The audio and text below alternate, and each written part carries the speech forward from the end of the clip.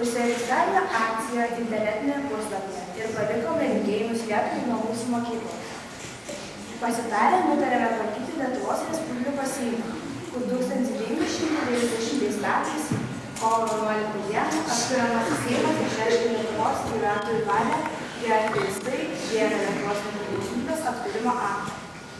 Seime buvo 25. 1990 metais kovo 11 Lietuvos Respublikos aukščiausioji taryba, reikšdama tautos valią paskelbė, kad yra atkuriamas 1940 metais svetimos jėgos panaikintas Lietuvos valstybės suverenių galių vykdymas ir Lietuva vėl tapo nepriklausoma valstybė. Kovo 11 yra viena iš geriausių švenčių Lietuvoje. Tai lietuvių kovų už nepriklausomybę, už gimtąją kalbą diena. Ja sutikdami džiaugiamės, kad nieks netrukdo skaityti, rašyti, kalbėti ir dainuoti lietuviškai. Džiaugiamės, kad gyvename laisvoje tėvynėje. Tėvelis nupiešė man vytį, aš vėliavėlę nudažiau, tai popierinė bet mažytė, bet man už viską švies gražiau. Geltona, žalia ir raudona, vėjeliai pučiant mirguliuos, viena primins rugelį duoną, kita kaip sodai mūsų žaliuos. O ta trečioji tarytum kraujas, vis neramins ilgai manęs, kol švies tėvynei rytas naujas, kol vytis laimę jai parneš.